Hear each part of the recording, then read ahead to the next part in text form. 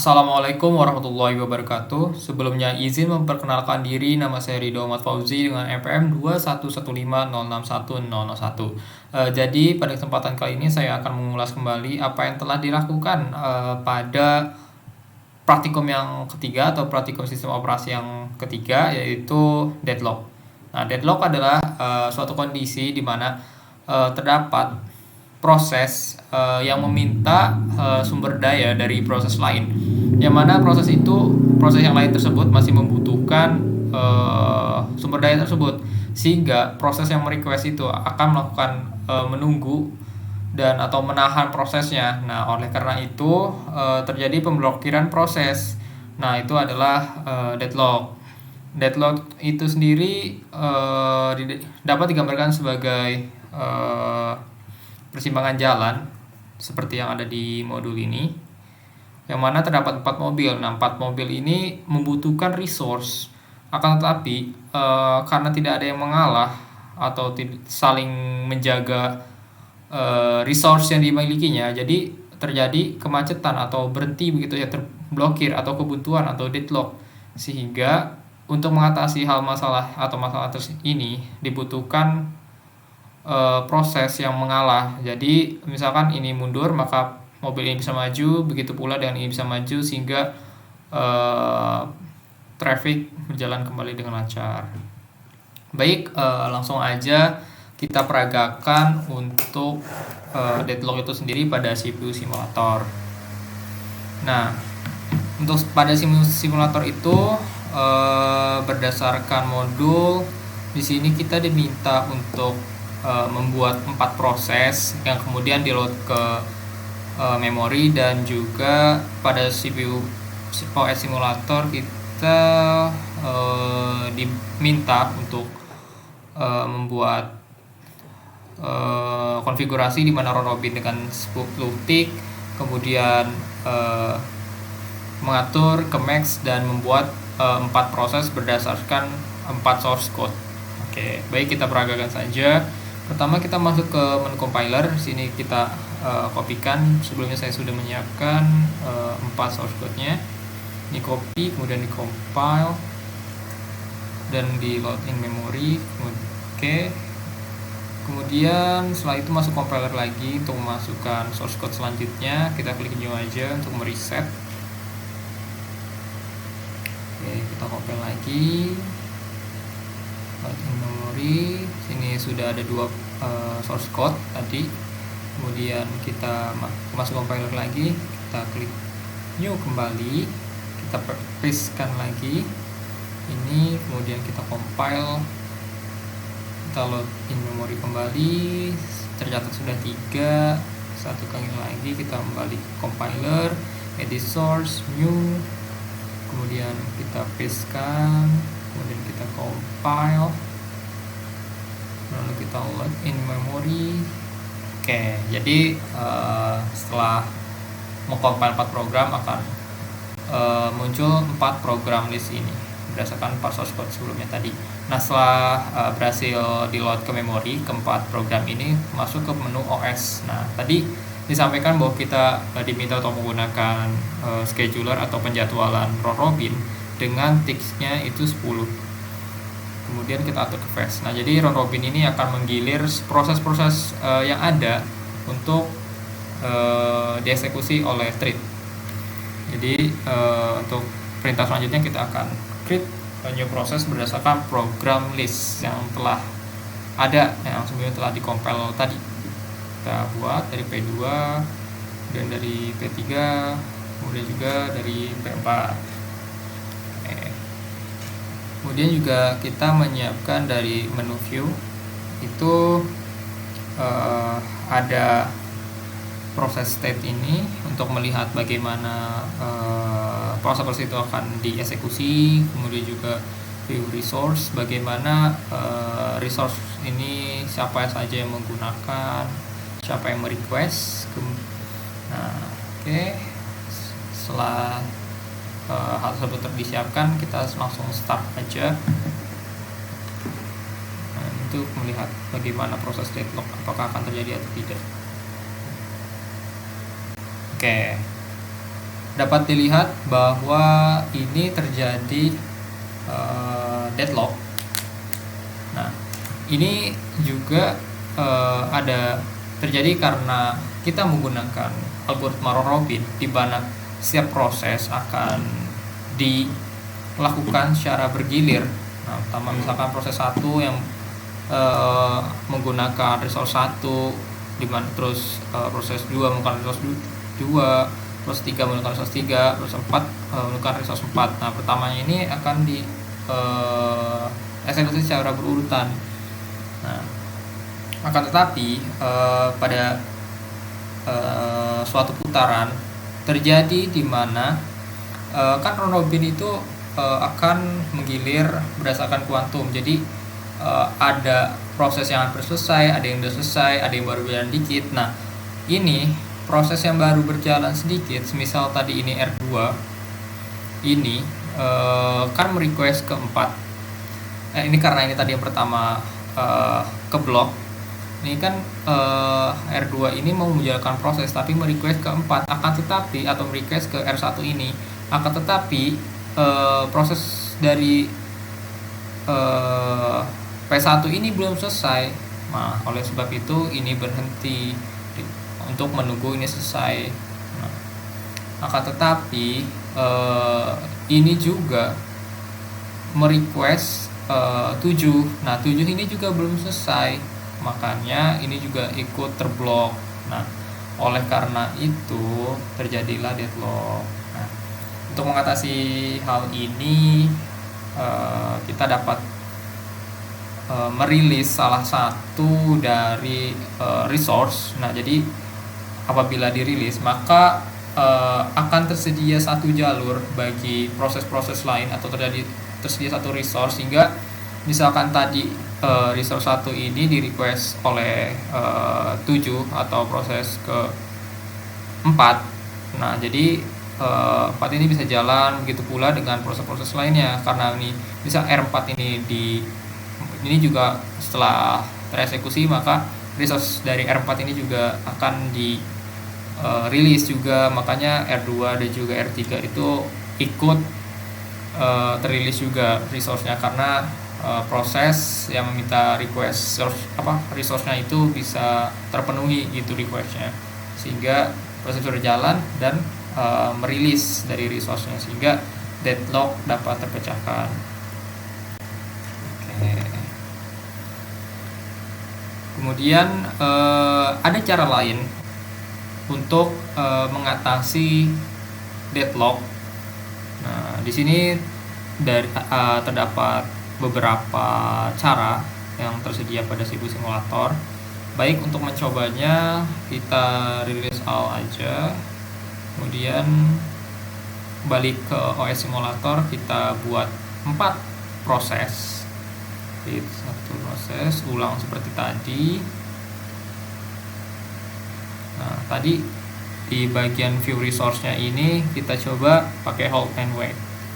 Nah, kita klik start. Apa yang terjadi?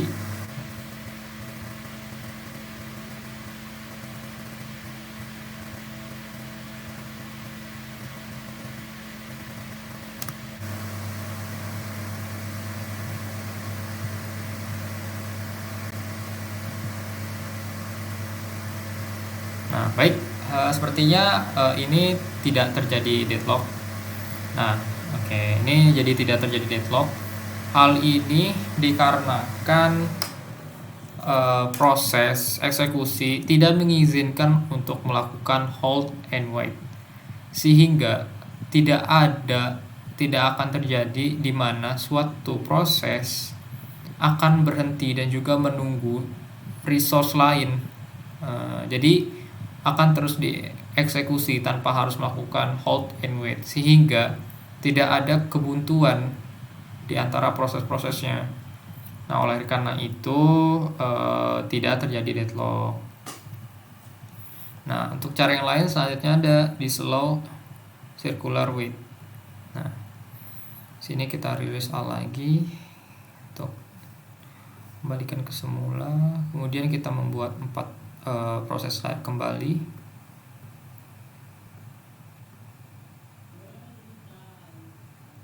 kemudian kita klik.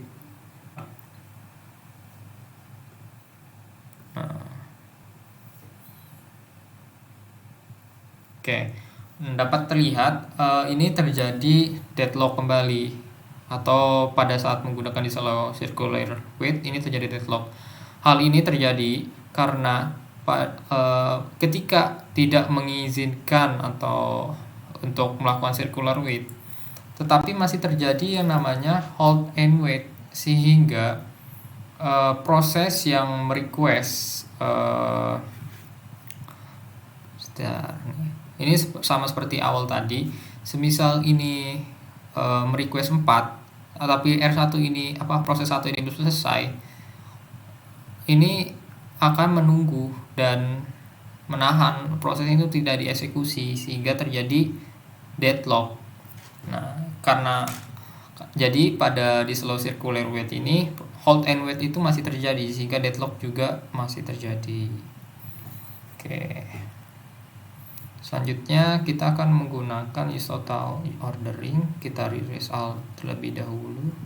Baik, selanjutnya kita akan membuat proses kembali. Sini create new process, kemudian create new process. Oke. Kemudian kita atur, pastikan ini tadi udah diatur ke use total ordering. Kita start.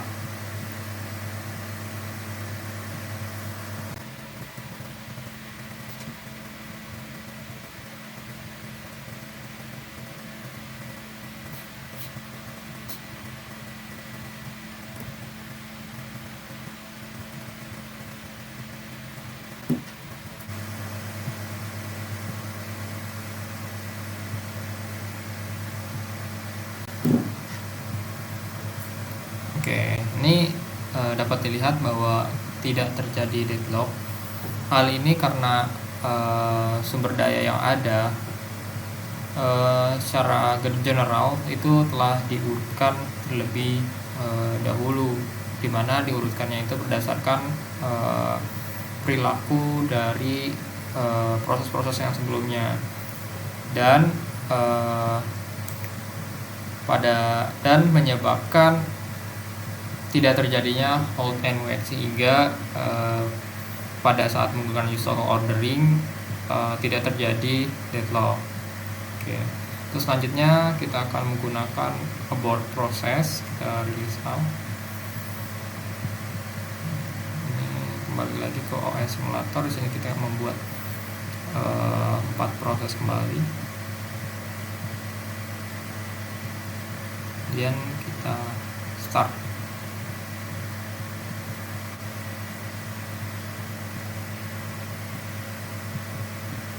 Baik, ini terjadi deadlock, akan tetapi ini akan terjadi sementara saja deadlocknya, karena ini menggunakan proses abort sebagai menggunakan abort atau metode abort proses.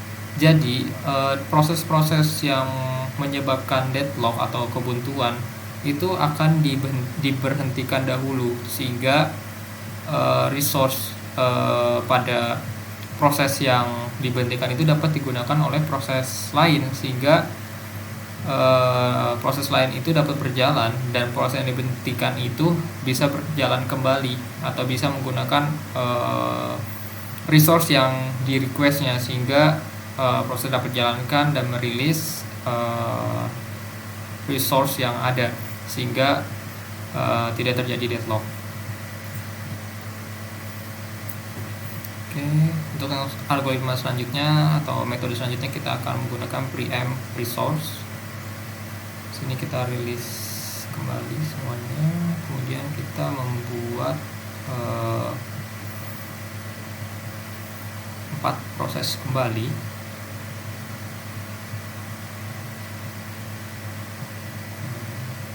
Kemudian kita buka ini, nah, kita start.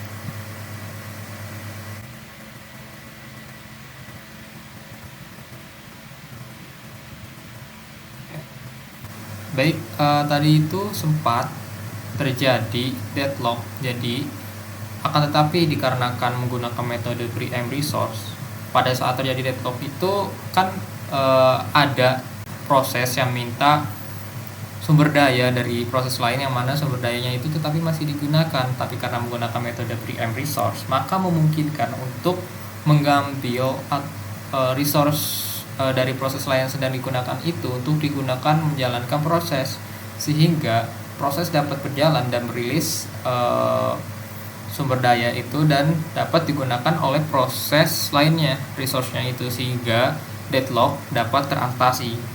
Nah, oleh karena itu tadi sempat terjadi deadlock, akan tetapi dikarenakan pada saat merequest untuk meminta resource itu dapat diizinkan atau dapat diberikan resource-nya, sehingga proses dapat berjalan dan merilis resource yang akan berguna bagi proses lainnya. Makanya tidak terjadi deadlock.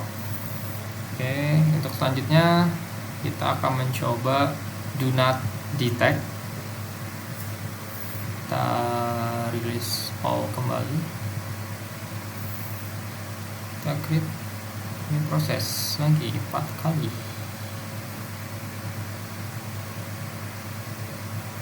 Oke, kita start.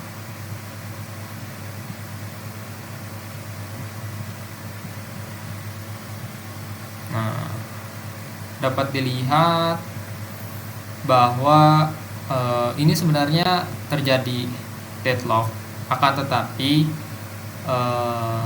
tidak terdeteksi dikarenakan kita mematikan fitur pada CPU simulator ini untuk tidak mengecek apakah terjadi deadlock atau tidak. Karena tidak ada pengecekan terjadi deadlock atau tidak, maka di sini tidak muncul warning. Nah, begitu. Jadi dari apa yang telah dilakukan sebelumnya, dapat disimpulkan bahwa deadlock itu akan terjadi apabila terdapat suatu proses yang meminta resource, akan tetapi resource tersebut masih digunakan oleh proses lainnya, sehingga proses yang meminta tadi diharuskan untuk menunggu proses tersebut untuk menyelesaikan atau tereksekusi. Akan tetapi proses tersebut juga meminta resource kepada proses lainnya, sehingga juga sama akan terblok juga. Nah, begitu pula pada proses-proses lainnya terblok juga dikarenakan merequest ke proses lainnya, padahal hal itu tidak dapat dilakukan sehingga terjadi deadlock. Nah, untuk mengatasi hal tersebut tadi terdapat beberapa metode yang ampuh atau dapat mengatasi hal tersebut, yaitu disallow hold and wait, kemudian disallow ordering, kemudian abort process, ada preempt resource. Nah, disallow hold and wait ini jadi tidak akan terjadi hold and wait, sehingga tidak ada kebuntuan, tidak akan terjadi kebuntuan dikarenakan tidak adanya menunggu dan menahan proses untuk tidak dilakukan. Nah, untuk use auto ordering ini resource-nya akan diurutkan secara otomatis untuk dapat berjalan dengan baik tanpa menyebabkan hold and wait. Kemudian pada abort proses ini akan memberhentikan sementara proses yang menyebabkan deadlock, yaitu yang proses yang meminta resource kepada proses lain padahal masih dipakai resource-nya. Dan kemudian ada preempt resource. Nah, preempt resource ini mengizinkan untuk meminta resource kepada proses lain walaupun resource tersebut masih digunakan. Nah, itu tidak menyebabkan kekacauan atau menyebabkan error walaupun meminta resource dari proses lain. Oke. Tapi selain menggunakan metode-metode ini, pada saat terjadi deadlock juga kita dapat menggunakan release. Jadi melepas salah satu resource, atau bisa dikatakan kita membuat salah satu proses itu mengalah untuk memberikan resource-nya. Jadi seperti ini, R1 mengalah, maka R5 ini dapat apa proses ini dapat berjalan. Sepertinya ini. Jadi R1 rilis, nah kalau misalkan tadi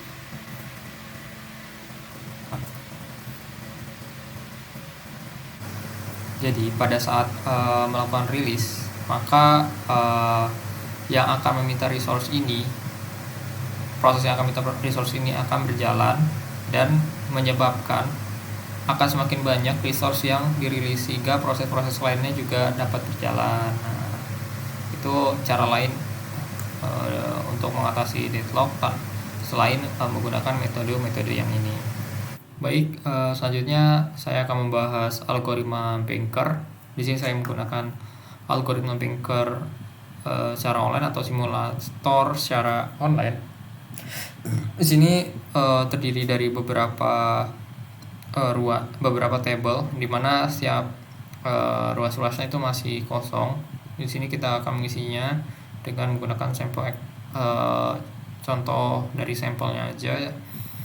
Nah, di sini dapat lihat ada instance A, instance B, instance C. Jadi di sini setiap instance itu kayak diibaratkan sebagai resource-nya. Jadi untuk A ini resource maksimumnya ada 10, B itu resource maksimumnya 5, C itu ada 7.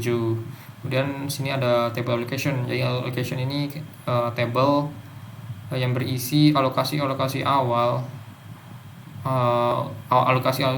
dari resource. Kemudian ada max. Jadi max ini adalah nilai-nilai resource yang dibutuhkan agar dapat proses itu dieksekusi. Jadi kayak batas atas yang harus dipenuhi supaya proses itu dapat dilakukan. Kemudian ada need. Nah, need ini didapat dari hasil pengurangan dari max dan juga allocation. Jadi misalkan allocation untuk A 0 maka dibutuhkan 7, allocation dari B pada P1 itu 1 maka masih dibutuhkan 4, dan allocation pada C nya itu 0 maka masih dibutuhkan 3. Oke. Kemudian kita lihat untuk bagaimana proses algoritma ini berjalan. Kita klik aja find process sequence.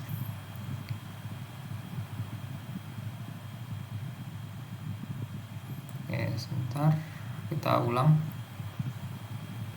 Nah, jadi ini adalah bagaimana algoritma simulator atau algoritma banker ini bekerja. Jadi di sini dapat lihat bahwa proses itu bermula dari P2, kemudian P4, P5, P1, dan P3. Kenapa tidak begitu? Jadi pada awalnya itu P1, di mana P1 dapat dilihat di sini punya nilai need-nya itu adalah 743, di mana pada awal itu available-nya itu 332, sehingga P1 ini tidak dijalankan terlebih dahulu, akan tetapi dilewat dulu dan akan dilakukan pengecekan pada proses selanjutnya. Proses selanjutnya itu adalah P2. Nah, di mana P2 itu hanya membutuhkan 122, dan yang tersedia itu sekarang itu ada 332, sehingga tercapailah kondisi di mana need-nya itu lebih kecil dari available. Maka proses 2 itu terpilih untuk dieksekusi, dan setelah dieksekusi kan akan melepas resource tuh, maka resource-nya akan bertambah jadi 532. Oke, dan 532 ini akan dicek dah ke proses 3. Akan tetapi ini dapat dilihat di sini, proses 3 itu membutuhkan 5, sedangkan di sini membutuhkan 6, sedangkan di sini 5. Jadi proses 3 itu dilewatkan kembali dan dilakukan pengecekan pada P4. Nah, pada P4 dapat dilihat dibutuhkan adalah 011, sedangkan sedia 532. Oleh sebab itu tercapailah kondisi di mana yang dibutuhkan itu lebih kecil dari yang tersedia, sehingga proses 4 itu dapat terjalan dan juga nilai resource yang tersedia itu terupdate, sehingga saat ini yang tersedia itu ada 743. Nah, 743 kemudian kita akan mengecek ke proses 5. Nah, proses 5 dapat diketahui bahwa proses 5 itu membutuhkan 431. Nah, 431 berarti didapati bahwa 431 atau yang dibutuhkan itu lebih kecil dari yang tersedia, yaitu 743. Nah, sehingga proses 5 itu dieksekusi, dijalankan, dan akan mengembalikan nilai alokasi sebelumnya. Nilai alokasinya itu 002 dikembalikan, jadi sehingga jumlahkan nih, sehingga resource yang tersedia saat ini ada 745. Nah, setelah sampai 45 ini akan melakukan loop kembali ke proses 1, akan melakukan pengecekan kembali ke proses 1. Nah, tadi proses 1 itu yang dibutuhkan 743, sedangkan available-nya sekarang 745, sehingga tercapai ada kondisi di mana yang dibutuhkan itu lebih kecil dari yang tersedia. Kalau yang pertama kan yang dibutuhkan itu lebih tinggi ya daripada sedia, makanya P1 ini lewat. Nah, sekarang itu P1-nya sudah terpenuhi, kondisi di mana yang dibutuhkan itu lebih kecil daripada yang tersedia. Makanya P1 ini dapat dieksekusi, dan juga P1 ini melepaskan nilai yang sebelumnya telah dialokasi, yang mana nilai alokasi itu 010, sehingga dijumlahkan didapatkanlah resource tersedia saat ini 755. Nah, kemudian selanjutnya kita akan mengeksekusi proses 3, di mana proses 3 tadi itu terlewati dikarenakan ini yang dibutuhkan 6, sedangkan yang tersedia itu 5, jadinya dilewatkan terlebih dahulu. Akan tetapi pada saat ini kondisinya itu terpenuhi, di mana dia membutuhkan A-nya itu 6, di sini tersedia tapi di sini tersedia yaitu 7. Jadi prosesnya itu dapat berjalan sehingga tereksekusi dan kembalikan alokasi resource-nya, sehingga resource yang tersedia itu 1057. Nah, ini nilai-nilai 1057 ini sesuai dengan nilai instan yang sebelumnya telah dideklarasikan, yaitu 1057. Jadi dapat dikatakan prosesnya itu sudah berhasil semua dieksekusi, dan juga sudah mengembalikan semua nilai-nilai resource yang sebelumnya teralokasi. Jadi tidak terjadi deadlock lah, bisa dikatakan. Mungkin itu saja dari saya. Kurang lebihnya saya mohon maaf. Wassalamualaikum warahmatullahi wabarakatuh.